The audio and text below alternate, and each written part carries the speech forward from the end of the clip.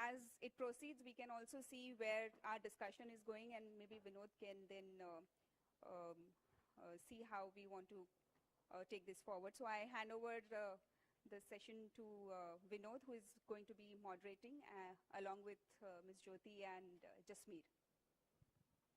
Great. Thanks, Mansi, for organizing this. It's always a little difficult to get people together in a room, right? It requires a lot of effort, and yeah, Saturdays even difficult. So thanks a lot for being part of it. We just have a couple of hours together. So let's try to make as much as we can and have a meaningful discussion to address this very, very relevant and important topic. Let me begin by requesting my co-experts to introduce yourself. Let's do a quick round of introduction, and then I'll probably kind of set the agenda and set the ball rolling. So I'll play more of a sutradhar, trying to hear from you guys, pitching in. If you guys are not talking, push. So let's start with a quick introduction. So Jyoti, why don't you quickly introduce us? Working with each one from Charitable Foundation. I'm the chairperson and the founder. And we are working in Bombay with municipal school children, underprivileged children, in rural areas also around Bombay. Thank you. Jasmeer? I don't think I need this. Jasmeer from Samabhana Society. We work in the area of child protection, focus on male child. And primarily we work with the PNC and private schools. And we work in Mumbai, Pune, Thane, Navi Mumbai. And in Mathura we work in 36 villages, which is to do with ensuring children get into school and teachers being present to teach the children. So that's a mammoth task. So that's, I think, enough for us. Can I request everyone to speak in the mic, because we are also recording the session, so it is audible. Oh, it's audible. You want me to repeat again? No. Okay, this is Seerat. I'm also from Samabhavna Society. Great. Welcome, Seerat. I'm Juhi. I'm also from Samabhavna Society. Great. Welcome. Hi, I'm Vivek Shukla from Samabhavna Society. Ah, great. Hello, I'm Pooja. I work with Akanksha Foundation. Hi, I'm Purvi Shah. I'm also from Akanksha Foundation. And both of us, we look after the student enrichment and beyond academics at Akanksha. Hi, this is Sushmita. I'm a communications professional. Hi, I'm Kanchan Chaudhary Bhattacharya. I've been in the government most of my life, but I stood for elections and found the situation really bad in the villages. And I would be very happy that all of you have got so much to teach us. Thank you. I want to make a difference. Hello everyone, my name is Devashish. I am from HydroPro. Great. I have a mic. Let's finish this and then I'll sum up my introduction. Hello everyone, I am from NMIMS. I'm doing my MBA. He's doing his MBA, studying. Yeah. Hi, good morning. I'm Manisha and I'm from Pop-Up Technologies. We are a mobile applications company. I'm here to understand what are the needs and what are the issues in this sector, and then see what we can do about it. Hi, I'm Purnima from Pop-Up Technologies. Again, to understand, what we can do. Thanks. And I'm Mansi. Yeah. Great. My name is Vinod Karate. I respond to both those names, so choose to call me either. I represent this organization called STIR Education. What we are trying to achieve is to create a movement of teacher change makers in India and across the world, actually. So we do this in Uganda also. Essentially trying to find teachers who are already doing good things in the low-income schools and government schools. So I'll elaborate in this group. So it's a interesting set of people that we have on the table. So let's try and see how we kind of maximize each other's backgrounds. Okay, so we have people who understand child rights and is getting teachers into school. We have people who have clearly figured out a methodology of improving quality in a certain way. So there's some model. We have Akanksha, people from Akanksha who is running these wonderful 8 schools, 15 schools, but 8. Sorry, we should have introduced Akanksha. That's fine. So I'll do that. So we have 15 schools in Bombay and Pune, trying to create an oasis around and demonstrate what quality can happen in the schools. So And these are public schools which are being adopted. yes, the ex-BMC schools. We have people from communications, tech guys here trying to figure out how mobile works, the students, and yes, the organizers. So it's an interesting group. So let's see how we kind of pop this question up. So what I'll do is let me just introduce the topic. So right to education or right to quality education. Just to give you a little background of where we can actually go in terms of this discussion. So we obviously are focusing on school education, especially people who are not from education. So we're obviously focusing on school education to restrict this discussion. So let's not talk about higher education, let's talk about school education, that's the dire need. Plus education which is being given as a service to the most underprivileged in this country. So I think that's more priority, so let's focus our discussion into that. Clearly know from the ASER reports that 97% of kids in India are in school. So kids from the age of 6 to 14 are in school. 97% is a huge win in a way. I remember when I was passing out of college, that was a significant challenge. Like enrollments were so low, but today we have achieved that. But quality still is a suspect. So one of the notes is there that 60% kids can't do reading. There are a lot of statistics which shows that 5th standard kids can't do basic division. So kids are just going through this process of going to school and coming back home and going to school and coming back home, but they're not learning. And that's a significant challenge. So access is no longer a challenge. There is schools very, very close to every kid, but learning outcomes are a significant challenge. So that's the overarching canvas which we're staring at, and let's try and see as a group to come up with various ways to kind of address this. So let me open this discussion up where we can take rounds. There's no sequence, let's just pop in. Let's kind of do some bit of dissection around RT. There are goods of RT, there are bads to RT, mostly bad, but good too. So let's quickly do a round or pop in and start a conversation around what's worked as far as RT is concerned, and then we'll go into what has not worked, and then from there let's prioritize and then narrow down the focus. So that's something that we can start off. So anybody can start. It's an open discussion now. So what do you think has worked in RT? So right to education.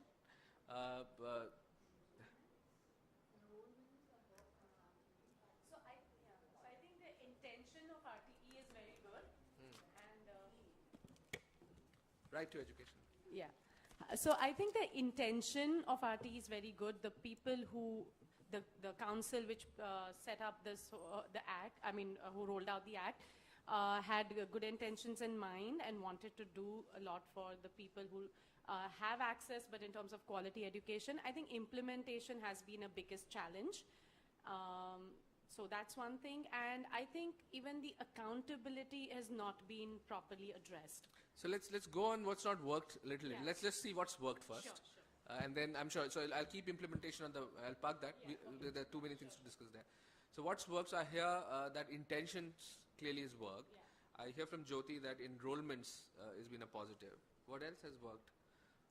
The addition of the midday meal also is sort of a Okay. thing which induces the parents to send the children, especially when they come from the underprivileged background. Whatever that is fed is something that they feel is one meal taken care.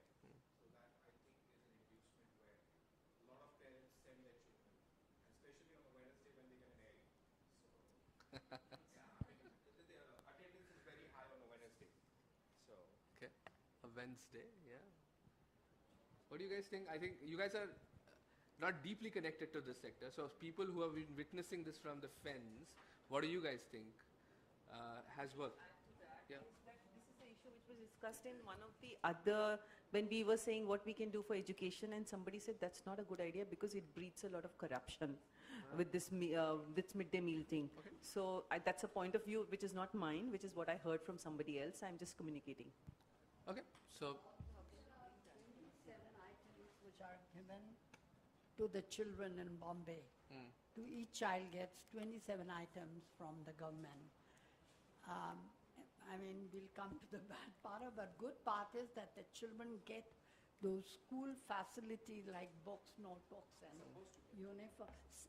We'll come to that. Suppose Yeah, she said- we'll come to the she problems. said I'm that saying will, it's a yeah. bucket list, the problem, so we'll come to that. This is a good intention, but as she said rightly, RTE was really done it with good intention. Okay. Where it has failed, it is a different question Sure. altogether. You're taking notes, right? Perfect. Cool. So, intentions? Yeah, ma'am. Yeah. So one more thing is teacher-student ratio. So generally in BMC, the like number of students in a class is 60 or more than that. But according to RT, it should be 1:35. So that is also again a positive. And it's improved definitely. It has improved. It is not like, again, we have not achieved 100%. Limited to Mumbai or is it good? Nation. Let's talk about India right now. Yeah, that's right. Because elsewhere it's not like this. Also, I'd like to comment on that a little bit, just to turn it into a positive. The fact that there is corruption is rampant in the country, we can't give up things because of that. We have to find ways to counter it. Thanks. Yeah. Another positive aspect which I have observed, is the number of schools have really gone up. And in a village, for instance, there are English medium schools, there are government schools, there are private players coming in. They are adopting government schools, or even there is PPP arrangement. So I think a child in a village, I mean, I'm not talking of very, very remote places, but a lot of villages, they at least have the privilege that there are schools within the vicinity, and they have a choice. Okay, let's take last couple of goods and then let's Yeah, go to the so other side of it. since we're talking about good, let's talk about good. Also, the 25% what they introduced, 25% in privileged schools to be offered to less privileged. It has happened in some of the schools, and I've seen it, and it's been integrated well. It's difficult one to integrate, not just financially, but socio-emotionally, and some schools have really taken it forward, so that's a positive. Perfect. So just to sum it up, I think, yeah, definitely these. So on midday meal, I mean, we need to kind of have a context of it. I think this is, if you look at globally, I mean, the tons of food that's fed on a day in schools is humongous. It's a very difficult scheme to kind of achieve and implement, and hence corruption and all come in, part and parcel. But the world is watching. This has been a unique social trial to get teachers or kids into schools, and it's worked. And there are a lot of countries taking note on it in terms of how do we utilize this scheme and learn from it to see how this can go. So midday meal schemes have definitely worked to get enrollment up. Enrollment was high. But I think the single most contribution that RTE has given is now no longer you can say that if the kid is not going to a school, it's a parent's mistake. Usually that's the case, that if the kid is not in the school, you blame the parents. What RTE has achieved that is say that it's not the parents' problem, it's the state's problem, because it's a right. Now that's a single most contribution that RTE has done. There are obviously other issues. Now the state is taking responsibility to ensure that the kid go into the school. And it's no longer restricted to the parents. The parents don't have a choice. It's a right that every child in India has to kind of education. Is that dangerous or we're okay? Cool, so we're fine. So that's one single most, the mindset shift that I have at least noted in terms of the state coming out and say that, it's our responsibility. Now, which states do how, it's time will tell, but at least on paper, it's a state responsibility to ensure that every kid gets into school, and it's no longer left to parents. That's a huge change. It's a huge mindset change. And hence, this brings up opportunities for teachers, a lot of people to come together and do things. So that's one. I think teachers' compensation in general, especially in the government side, has significantly improved. So now there is no longer a situation where teachers are badly paid. Government teachers are well paid. So that's again a significant shift that is. At least there are quality people coming in, taking it as a profession. Otherwise, it would be that you kind of don't get any other place to work, so you kind of go and teach. So there has been a shift. And then the discourse has changed. So earlier teachers used to say that I'm overburdened with all these things and I'm not paid, and hence I'm less motivated, or I have to have a second job to feed myself and my family. That discourse is gone. Today, if you go to governments and the discussion that you see with the district education officer and the teachers is generally on accountability in terms of, we are all paid to do a job. We are all on a mission to teach kids, and let's see how we do that. So that's again a significant change from earlier. So at least teachers are taken care of from a salary point of view. There are hazar other issues. So these are the positives as far as RTE. So let's spend more time on the other side of it. Okay, what's not working? Clearly the intent is right. There's no question about it. There are obviously any policy will have difficulties in implementation. Can we throw them out in terms of what is the stable thing is not I have working? a question actually. So, does RTE mandate sixth pay commission? I'm not sure of that. Okay, so let's see. Yeah. It doesn't yeah. mandate. It doesn't Yeah. mandate.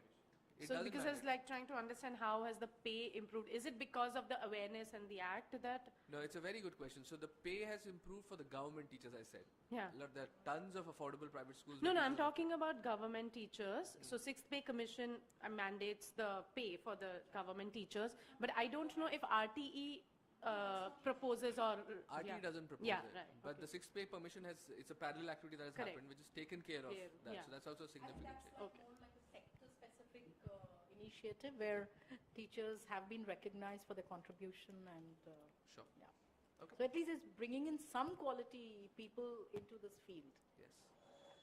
So let's go on. What does the table think about the Also issues? because they are also made to share a lot of duties, not only as a school teacher, but they have to do the other government work, and due to that also the pay has been increased. Yeah, like election duty and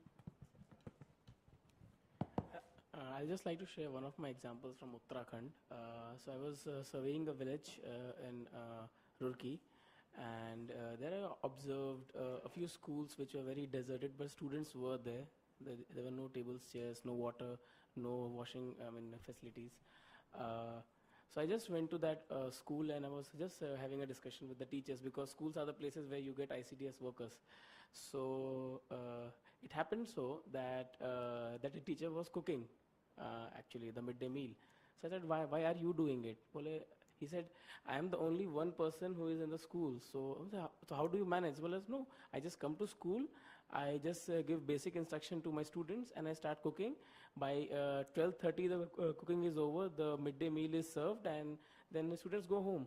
So this is what is happening because of midday meal. So there should be a balance. Like you said, sir, the student-teacher ratio is very much variable in the equation of good education as well. No, but what also happens here is, like Kashmir was just talking about, if you talk about remote, it's just not even the remote. I mean, if you just travel to some schools, even in the outskirts of Mumbai, since I work in Mathura, they are in the city and just about 5 kilometers from the main center point, you have no teacher there. The students are coming, doing a ruckus, beating each other up. There's no fan. Forget the toilet part of it. But, I mean, they go on time though. All the children come on time. That is very, very, very interesting. And they leave on time. But what happens in the middle is a most questionable part of it. The teacher takes his salary and is not in the class. So if I'm just trying to, And create also buckets this whole here. So system of passing them till the 8th and 9th, that I think is something that one should look into. So there are three buckets that already forming naturally. So one is this entire administration bit of it, whether it's midday meal or any other thing. So that's one big area. The other area is teacher attendance itself. Forget student attendance, teachers attendance and maybe accountability that you built in. And third was around the CCE pattern, which kind of promotes. But I'd like to say. Yeah, please. So I'm just forming buckets so that you can kind of. One day I had gone to a place where all the children had come, and when I asked them what their problems were, they said, can we have water in the school? Clean drinking water. The teachers come to school drunk, and they fall quite much less than they should be. This is also correct about getting distracted with midday meals, starting from the pradhan down to the teachers, everyone is interested more in that midday meal, whatever they can make of it. That's the next thing. And then the girls drop out after, because there are no toilets, so the girls drop out after they come into a certain age and they can't do without going to the toilet. So there's no toilets for girls. And the schools are so few and far between. I don't know how it is in Mumbai. When to carry this Uttarakhand forward. I came across during my time, I came across girls saying that it's so many kilometers away and the parents won't send us. So the number of schools is also not enough. So that's a huge loss. Uttarakhand is a special case. It's a hilly area, and I know for sure there are In the plains of Uttarakhand. No, but there are certain areas, even in like place like Chamoli, which is fairly popular.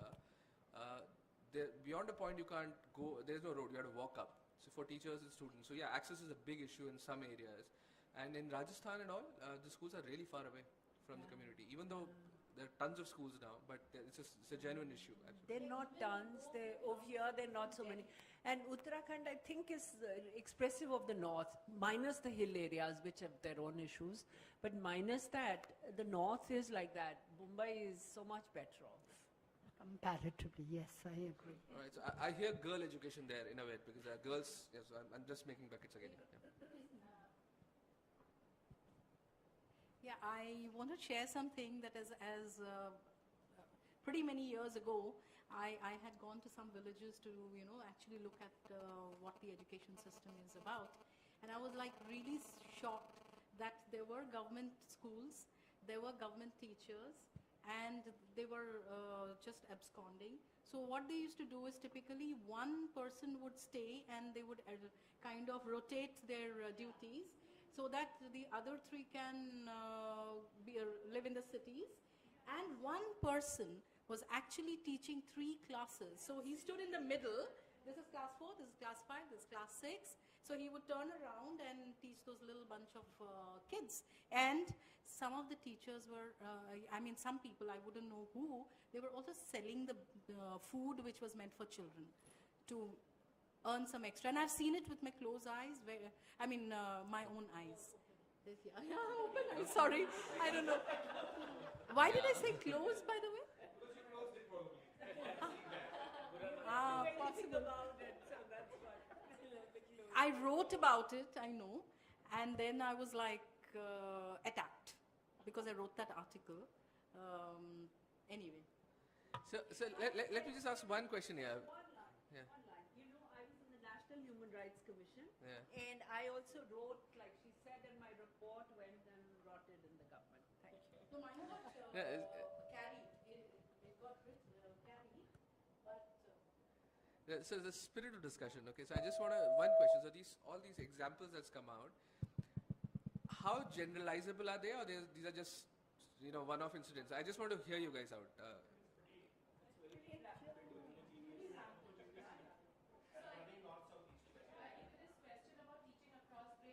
Bombay. I know so many of our students who are so many of our students in BMC schools have gone through that.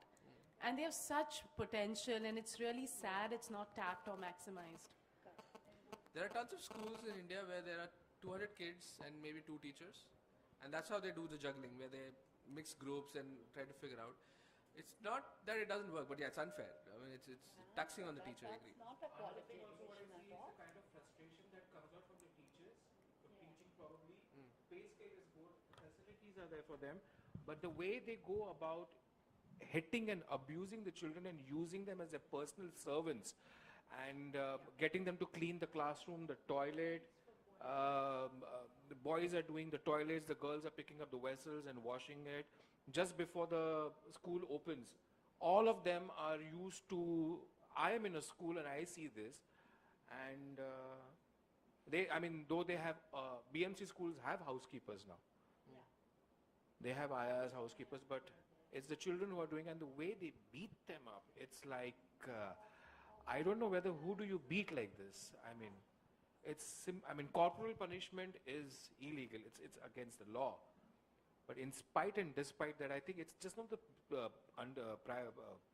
municipal schools, private schools, and I think we have been seeing a lot of that thing happening.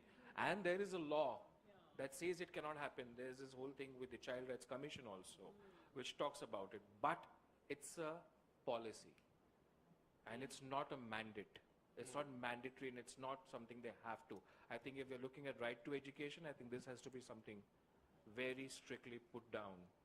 It just can't be a bus driver doing it, or a teacher doing it, or somebody from the whole system. On the head, and there's violence in the system. So what you're doing is you're ruining the child for life because violence has become a way of life. I don't know for- whether you saw that on the YouTube. The teacher in Pune, he was actually beating the child. I mean, not kicking and doing everything with about a group of 16 students that he was tutoring at home. And he was picking up and throwing them on the wall. Actually throwing them on the wall. Bangalore-based kid. No, that Bangalore is different. She was throwing them on the sofa and the bed. This guy was throwing them on the wall. So they hit Children. the wall. They would hit the wall and he would call, and they were sitting on a table and he was calling each one to do that. He was beating up each child. I think we have that video with us somewhere. And I think we have it here. We have downloaded it, and I think it is, I think the most horrendous thing, I mean, any child's brain could have broken, spine could have broken, hand, anything could have happened. Great. The trauma. I mean, for no reason, he's kicking them in the stomach and the back and picking and throwing them. It was like, You and have it's, to counsel these children. no, I mean, counseling is part two. No, teachers तो ruined ना, but ये children को तो बचाना पड़ेगा. No, bacha, agar tomorrow again if he's back to that game, he has got another set of children. Great. So let me just interrupt Law this. has to be there to So- criminalize so- and put them behind bars. I think that's so important. That's again a very important point in terms of abusing kids and general child rights in school, and the awareness is a definite bucket of child protection. Any other thoughts this side? We have few new members here. I We'll, feel the teachers who are teaching the children, that day in paper it has come, that China has started, China in the schools in China, the teacher and the children cleaning the room together. So they are at that level, so the children don't feel small either doing that work. And that's excellent, the teacher coming to their level and then bringing them up, which is really good. That's what we try to do. Our children also clean their room, but not they alone. If I'm there, I would also pick up a jharu and do it, so that they don't feel smaller. That is what we try to implement. yeah, I mean, dignity of labor is something that you want to inculcate in the kids right at the beginning. So there's no harm in doing that. No And even the Prime Minister kind of said that you should clean it together. Teach But, them yeah. cleanliness. Second thing, I just want to tell you that in Palghar, we have a mobile library which goes to small villages, the para, one big village, and then they have small hamlets. There the children only come to the school because we take the story books. They want to read it and we tell them, you come to the school and then we'll give you the storybook to read. So they take it home, they read it, we teach them. The driver is a teacher who drives the car and he teaches them under the tree. So that is also very workable. Fantastic.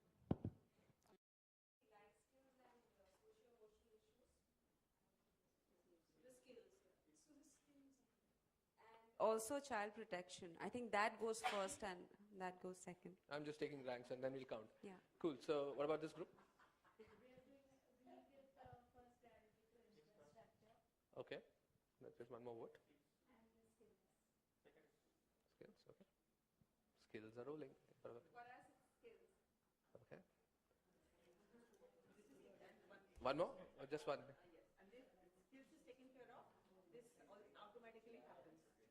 What happened? This one? Okay, but I'm not. So do we want to discuss this or not?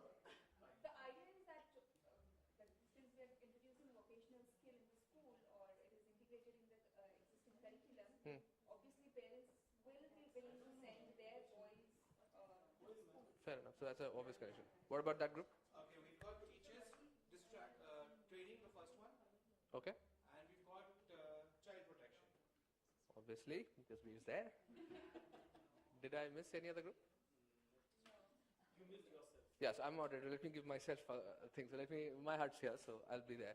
So we clearly have one topic selected, and then we have a tie between child protection, infrastructure, and teacher training. I'll be a little more generous, so let's discuss 3 out of this. So let's pick 2 out of these 3. Quick round of hand raises. How many for teacher training? Okay. How many for infrastructure? How many for child protection? Ooh, so it's a Children are in grave danger. it's a close one. Okay, so let's do the expert veto because it's been a close ranking. Let's three of us take a quick call. Which of these? Let's pick two out of these three. So that, Training, okay. child protection, and infrastructure. No, we have to pick two out of three. Jyoti. Go for teachers training and child protection. Perfect. Let's. I agree. So fine. So let's as a group discuss on this and this and this. Fair problems to kind of put our brains to. Cool. So before we get into it, what I'd potentially like to do is let's quickly form three groups which kind of focuses on each one of them. And let's come up with what is possible to do. There is a reasonable mix in the room to kind of lead us to that discussion. So we'll kind of smartly make that group. I would like our experts to kind of lead each of these. So clearly, just mean you should take child protection because that's the area. And Jyoti, you want to take teacher training or skills? Teacher training or teacher learning practices, because I think you have more. I think they would sort of club together. Both club together, I think, because the skills go with the training only. No, these are skills.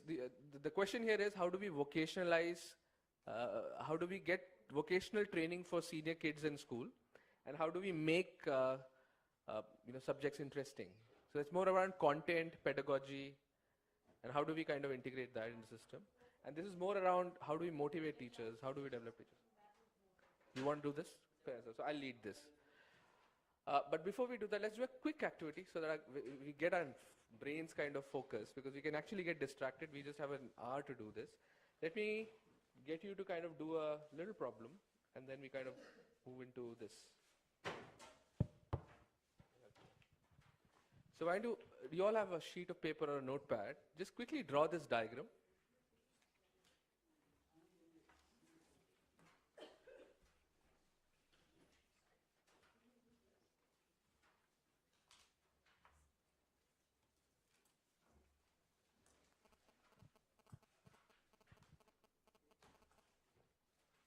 You've done that? It's a big square, divided, and then these three shaded areas. And it's a quick activity, so let's do it very, very quickly. The first problem to all of you is divide this white space into two equal parts. Divide this white space in the first square. This white space only, not the shaded part, the white space into two equal parts. Once you're done, quickly raise and show it to me. All right, great, I can see. So most of you would have done this.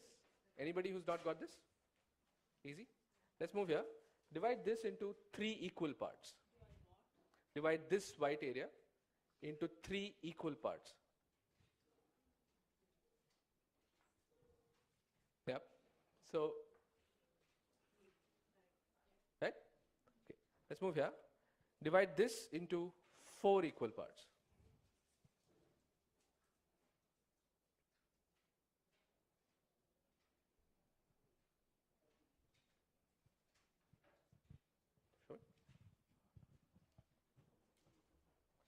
They're not four equal parts. No, they're not four equal parts.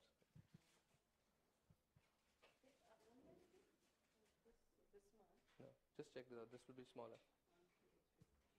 Again, that's not four equal parts.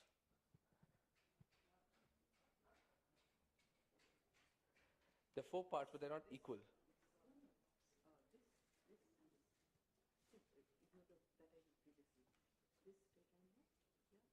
No, these are not four equal parts.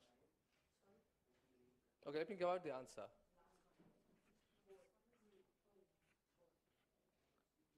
All right, so this part, this part, this part, this part are equal. All right? Let's go to the last one. Let's divide this in 7 equal parts.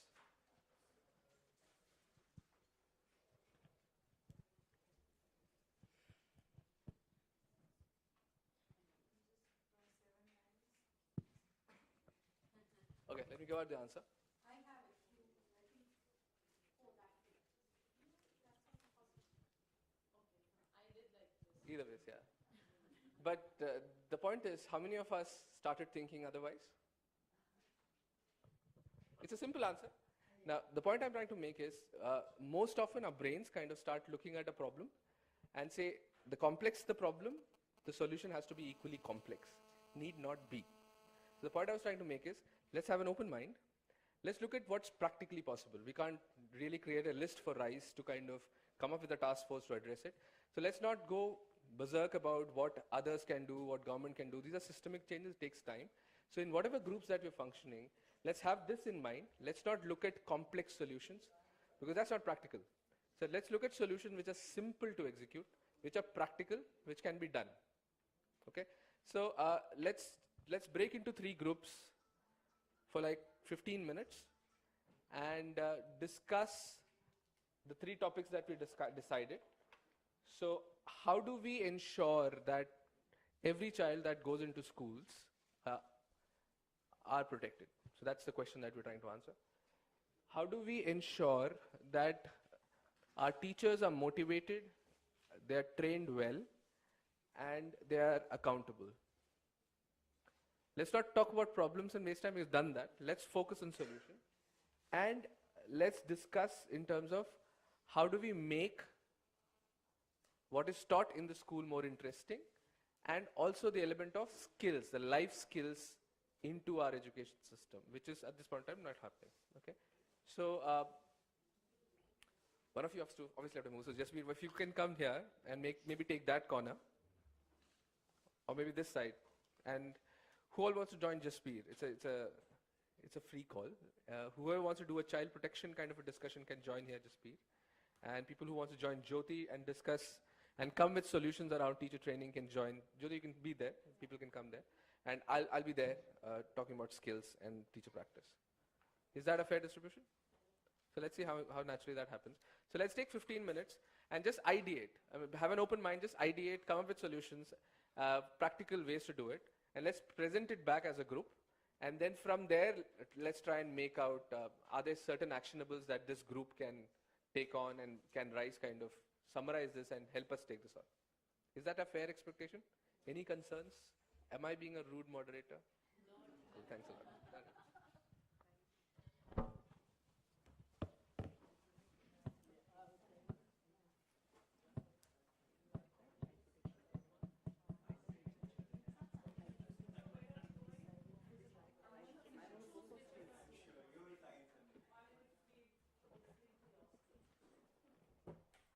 Get clarity in terms of what we're doing as a group. So in 3 groups, we have discussed these 3 topics which we decided that we'll focus on. Let's hear the discussion out. Free for all. Yeah.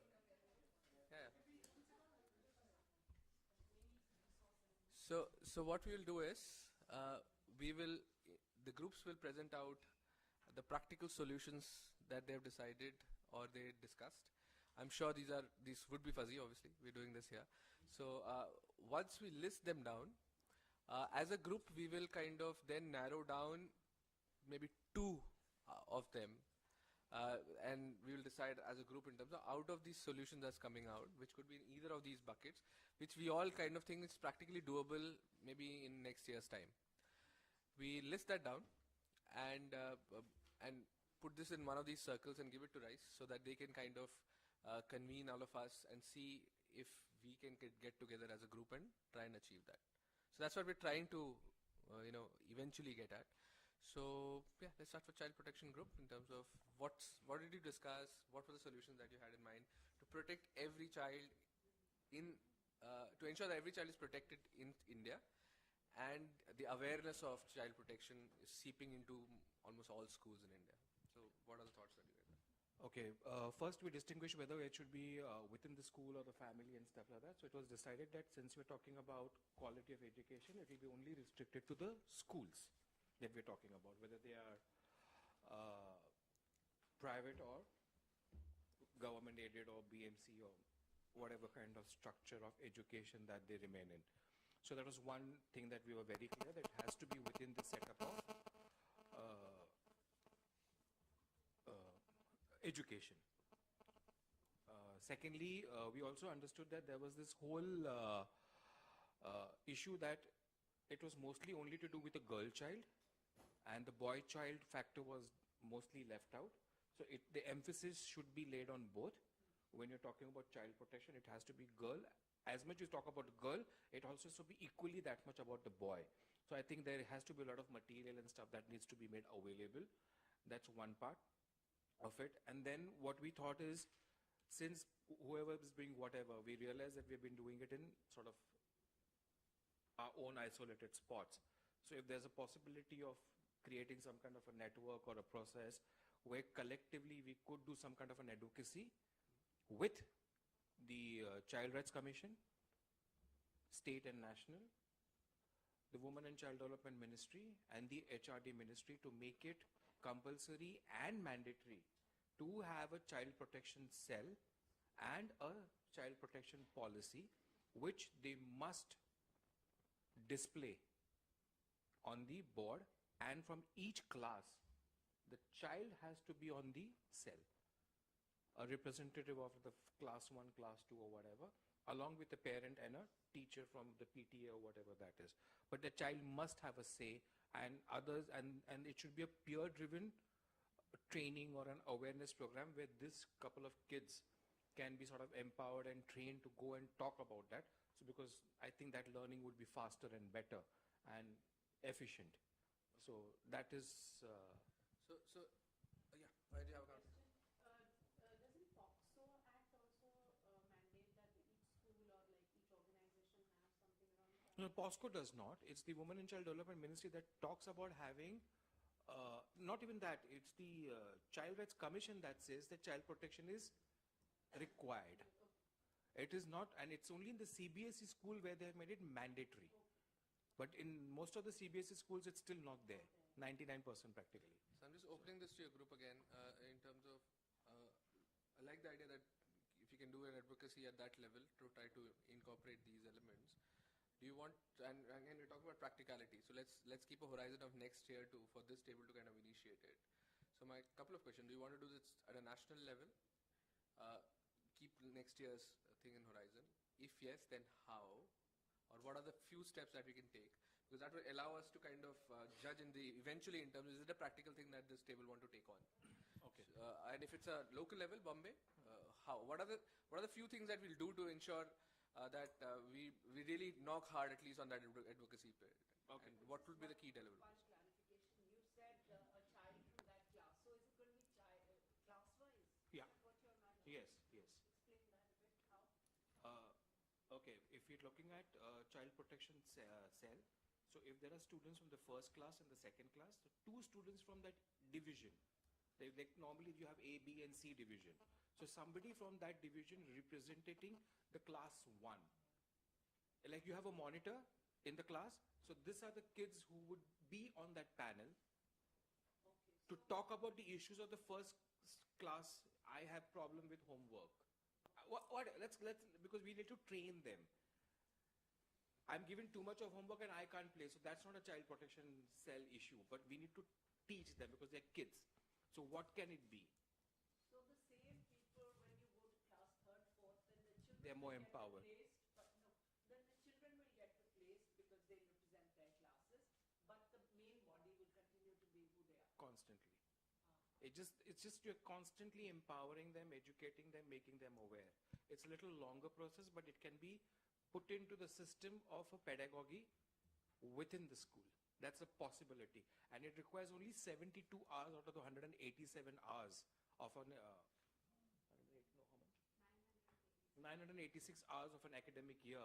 You require only 72 hours to have this pedagogy inculcated into the curriculum. I think that's the right way to go about, because it's very easy to integrate this within the pedagogy, but it's important that somebody at the top kind of takes it seriously. Yeah. How do you want Okay, to do it? when I was talking about protection, my focus and emphasis has always been the boy child. So when I've been talking with groups that work with girl child, they have not been very comfortable doing this and talk about the boy child, because you normally see boy as very boisterous, more energized and more this, and little hard to control, where girls can be dealt with easily and they can be quietened. So they have always found this we will do. But there has never been a feedback or we call up, okay, we are busy now, next time. So I think if one just sort of ensures collectively from various quarters to get maybe the civil society to at least probably sign on a document or a petition that can be sent to the the Child Rights Commission, one. Along with that, send it to the Women and Child Development Ministry, this is it, because there is enough data and case studies already available, either through video or studies and various, which can be presented and told them that this is required now. And I think the government wants to do all good feel factor now and very positive things. So I think they would be more open to implement something quickly like this. Okay. So I think that is one. So it can start from Mumbai, it can go to state, and I'm sure it can go to national. So we need people and we need door openers. Yeah. So People who can open doors for us at this point. That's it. So if we practically look at it for this table to evaluate whether this is something that we can take on in the coming year. So we're looking at maybe doing some kind of an awareness drive and getting a lot of people who are important in this space to come together and come up with a petition or some strategy to kind of knock doors with the serious people. Okay. So that's one thing that this group feels that we can take on as a great. Thanks. Teacher training. And we can use the technology there to create an e-petition and all that. On the Facebook. Because she has various e-solutions with her, so she might as well do that. All the Twitter, that we can have a Twitter handle and the ice bucket challenge and all that Whatever. stuff. Ice bucket, rice bucket, water bucket, whatever bucket you want, I'm here. Okay, so there's rice bucket. Since we are in rice conference, it makes a lot of sense. Right? So we'll rise above and go to teacher training. Yeah. Use this. That's fine. So for teacher training motivation, we were thinking that we discussed that mapping and networking of educational institutions would be a great idea, and non-profits which are working in education, really good tutors, these kind of network will be very useful, because one educational institution can leverage the resources of other educational institution. This is one. Second thing is we need to identify trainers or people who can actually train these teachers. So that is another thing which will be mapped. We can use various GIS, IRIDA techniques to do that. We can use technology to do that as well. And then organize trainings in a bigger scale along with various institutions which are in CSR, volunteering and government departments also. So CSR can be a pilot with which we can work. So we can tie up with organizations like TCS, Glenmark, which are into large scale of voluntary teaching. And do what? And do they training. Act as teachers or they train teachers? They train teachers. They're already doing it, and we. So somebody from TCS, how would he or she train a teacher because to teach math or English? Like I'll give you one of the examples. We are actually supposed to evaluate one of their projects. So what they have done is there were a group of 7-8 volunteers who kept going to a school. So it was a primary school in which they were going, and they were just teaching computers early. Then later on they started with English, and then they realized that the teachers were also attending their sessions because the content was very strong. So they designed a pedagogy which is specifically for teachers, and then they started training the teachers after that. I mean, so it was a very organically evolved system, but I'm sure it can be replicated in many places because, corporates are known for more formal way of, they have trainings, and I'm sure there will be many people who can help in basic education, at least in primary levels. Sure. And anything else? And and then the third thing is, of course, when we are scaling up, we'll have to tie up with the government institutions which have a mandate to train these teachers every 2 years, or they have a scheme like that as well. And we were thinking it would be really nice if we can design an evaluation system which can be done annually or biannually, which will give a certification to these teachers who are at a specific level. So it may be like Sigma level teachers or something. So that the people who are getting this kind of evaluation, they'll also feel proud, because being a good teacher requires a lot of passion and energy as well. So any kind of thing which will be motivating for them will be also really helpful. Thanks. I think good job. Very crisp. 3 practical things that we can do. So let me sum this up.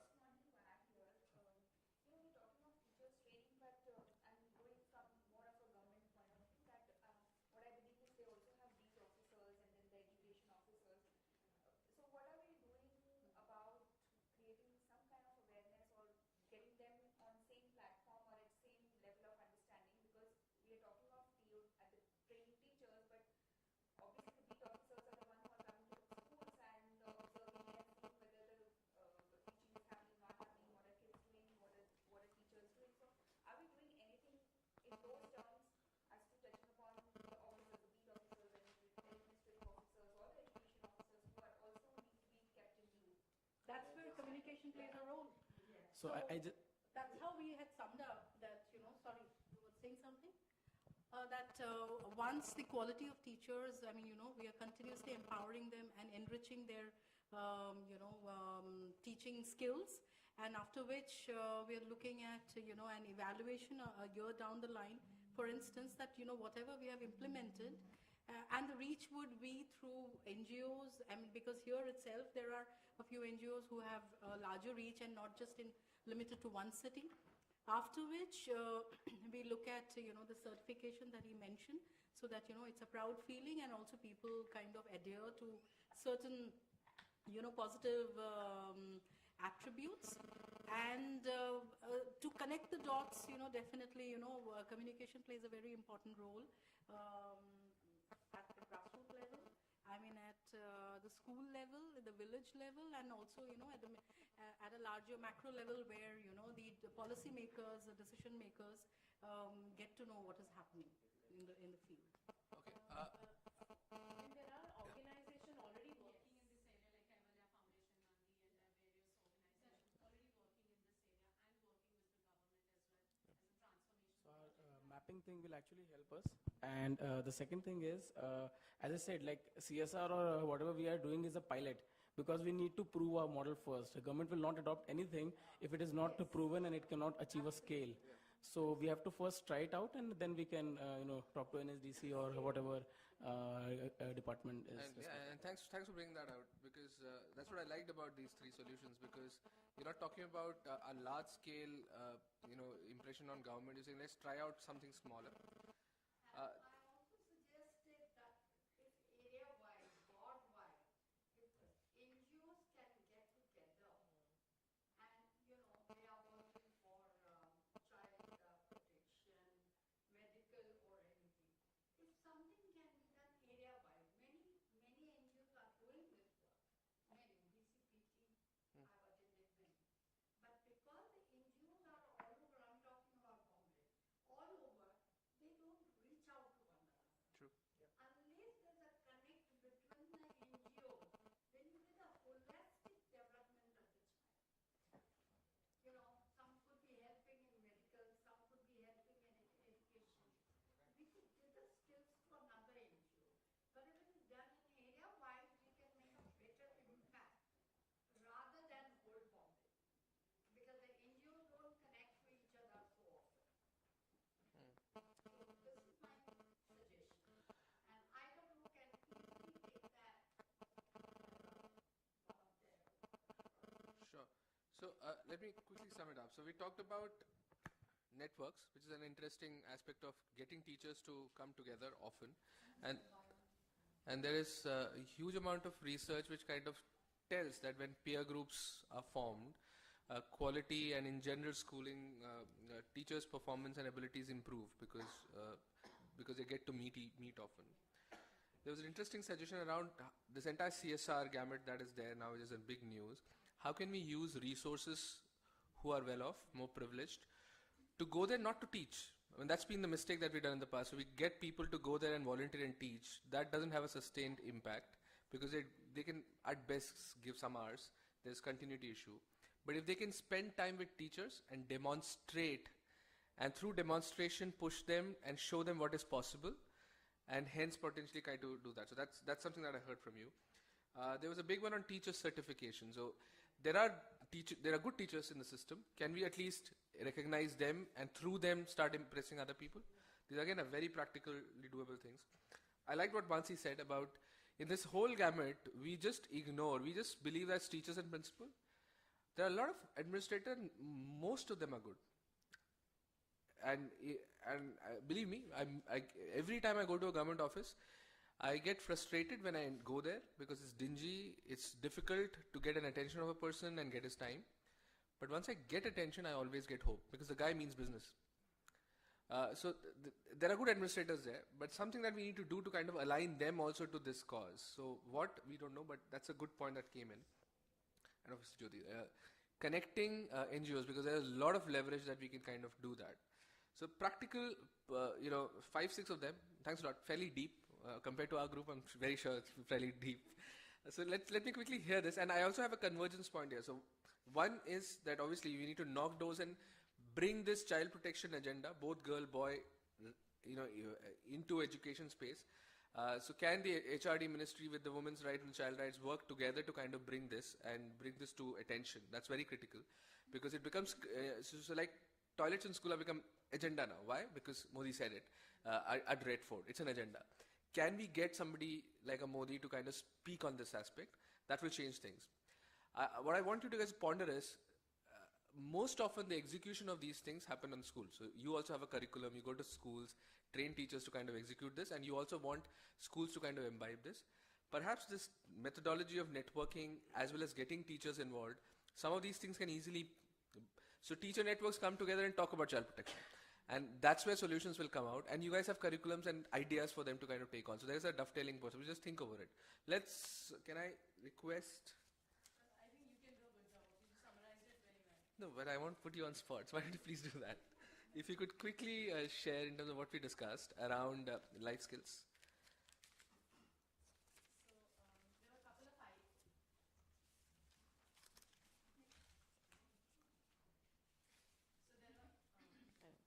There were a couple of ideas that we discussed. I mean, we discussed several things, but a couple of solutions we thought could be implementable. One of them is like dovetailing the curriculum with the life skills, so integrating life skill development into the curriculum so that it's not like an added work or added thing that has to be. In life, everything is integrated, so why don't we start that at school level? And so one way to do it is to approach teacher training colleges and just discuss with them or talk to them or, make them aware. Because what we felt was that a lot of people do believe in this, but they don't know how. And secondly, some people are not aware that this is important. They're important to develop life skills and not just have a degree in a subject area. So if we talk to teacher training colleges, then they can include that in their curriculum and teacher training and take it forward. So I think, right? Have I summarized it well? And the other idea was there was another interesting idea was also as to creating awareness and communication around if we can, communicate to the villages that if there is life skill development, the village itself can become self-sufficient and you will have different service providers and give importance to every service and every skill, then automatically people would want that kind of learning and curriculum. And I think there was one more point which I'm missing. That was what is in it for them that, yeah. So that was the awareness aspect. But she brought about the fact that can we kind of communicate this better by what is in it for the teachers to kind of look at skill development. Right. That dovetails. And now that I've got their idea of engaging teachers, some of this communication can happen in that network. And some of these discussion is when you get teachers together to say, okay, now that you are aware that this is it, how do practically kind of do that? Yeah. And also like even involving the government officials. I mean, again, if they talk about it and they appreciate it, then automatically it will happen. Yeah. Great. So 2-3 buckets, which I think let's deliberate on. One clearly on the advocacy bit, which is attacking the policy level, where can we kind of practically, what is it that we can do in next year or so in whatever capacity? I can't imagine that we kind of do a nationwide petition, but at least in whatever capacity to kind of bring some noise about this important issue and importance of integrating this within education. And the final point that you touched, that it has to be build that awareness that this is not a girl's problem only, this is a boy's problem only. That's important. I mean, people don't understand that. That sensitivity is important.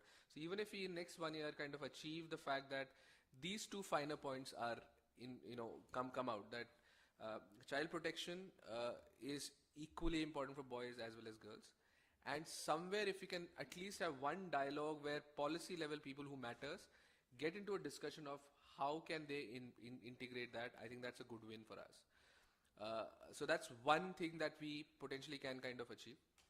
We've already initiated that, but again, what happens to the lone voice? Yeah. The more voice attitude works better. No, I'm sure. So there are a lot of, so there's Bachpan Bachao Andolan, there's Global March, there are tons of organization. It's about getting the the right kind of people in a room and discuss these two aspects in terms of how do we ensure that the sensitization about it's not a girl problem but it's also a boy problem, it's an equal problem.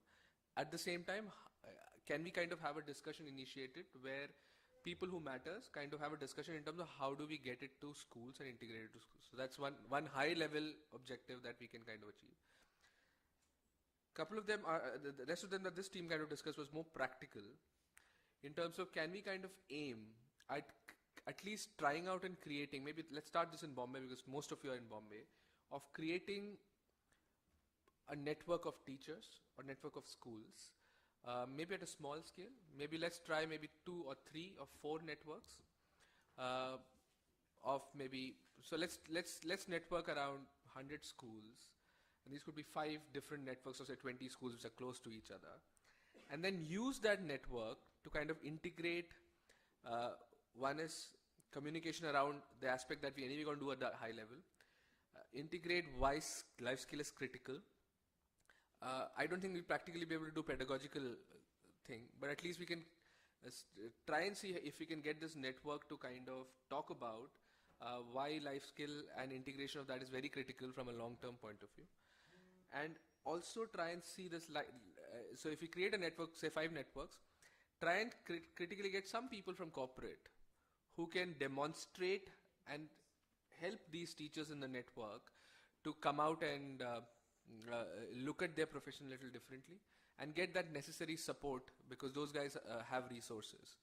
So can we mobilize corporate people to come and support some of these networks, at least create a pocket of excellence to demonstrate that 100 schools have at least improved.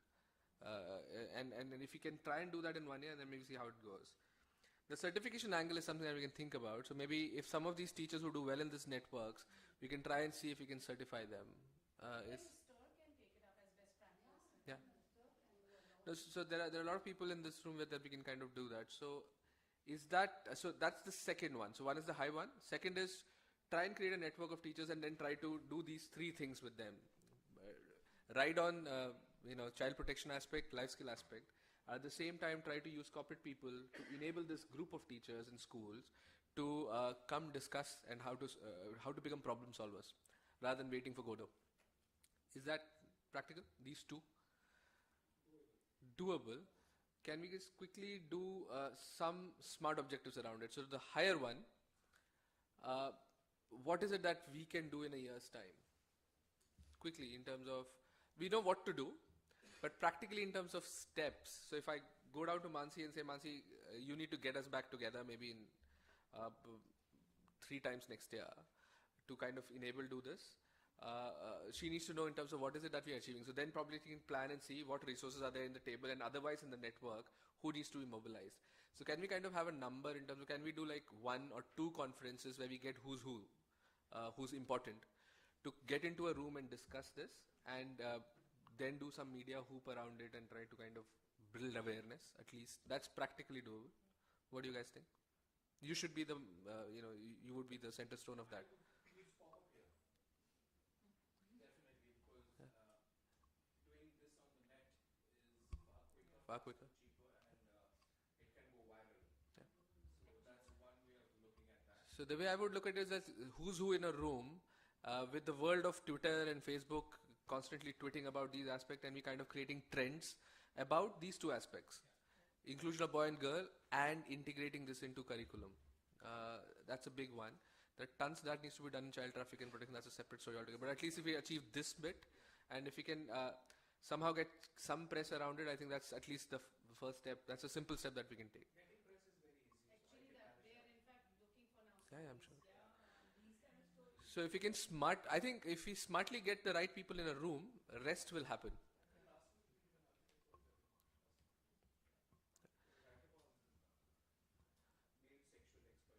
Great. So that definitely goes into that circle that we as a roundtable want to do, and we will see how RISE can enable us to kind of focus on that. The second is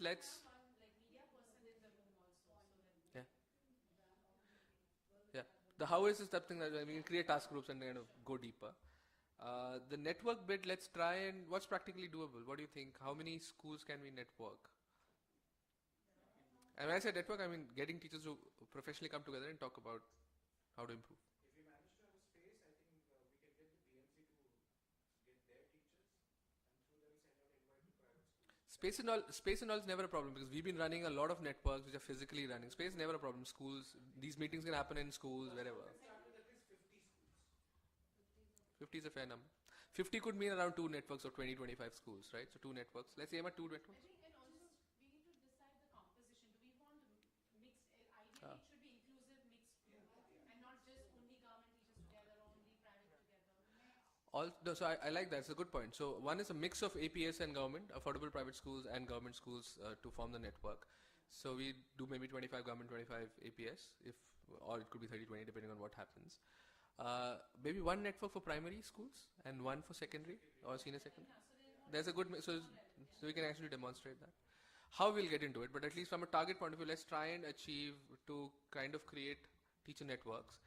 A network which comes together to one, address quality issues, where we kind of put these teachers to talk about how to improve quality, but with a special focus on child protection skills. Can we also include pre-primary because that is where the child begins because and there are a lot of formative, the child is going to school at 2 years So let's do 3 networks. One network of Anganwadis, and one network of primary schools, and one nursing. I like the idea where we said why can't we also target colleges like B.Eds and D.Eds. It's like, I'm also thinking from the point of view of feasibility, but it's because we I used to work with another organization called SEHAR, and we have actually done life skill and active citizenship with a B.Ed and a D.Ed college. And I found that far more easier and effective. Obviously, because these are pre-service teachers, they're much more open. They're getting trained to become teachers, and usually the trend is they're much more motivated than the teachers who are already in the service. So, yeah. Can we add some schools which are not really in the mainstream schooling, like some alternative schools that I know? Practically doable. Let's see. We are all Bombay-based people, and Rise, you tell us. Is it practically? Can we kind of try create a network, maybe little more away from a city? When I said alternative schools, there are people who are really driven by this entire concept of education. So if I call them, they'll be more than happy to come in a forum like this. So don't worry about the practicality of that. I can definitely call them. Okay. So is that achievable? Achievable, we'll see. But at least that's the wish list that this roundtable wants to propose and give out. Three groups are we talking about? 3 networks. So let's talk about 3 networks, and we know the objectives of these networks. And one major event where we get the right people in a room and we create some kind of a noise by using technology, Twitter, Facebook, around that meeting to build awareness on this aspect of child protection, integration into education, and the fact that it's just not girls and boys. And there's a whole lot of, we need to prepare who, what, and there are enough people to do that, so we can kind of lead. So maybe you can lead on the first advocacy bit. Both of us can take a lead on the network bit, and we will take help from you in terms of how to do that. And you will help us connect all of us to see how it works. So there's this, that's the last thing. So there's this rectangle sheet given to all of you. If you think that it's worth connecting to everyone else after this, write this down, and Mansi will ensure that she kind of connects us. Because we didn't get enough time to kind of talk to each other and know what we're doing. And yeah, that's about it. And I over to Mansi. Thanks a lot for this.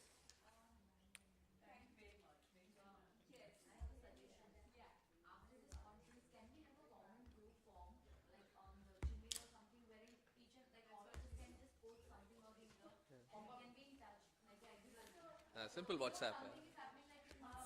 Just a WhatsApp group will do.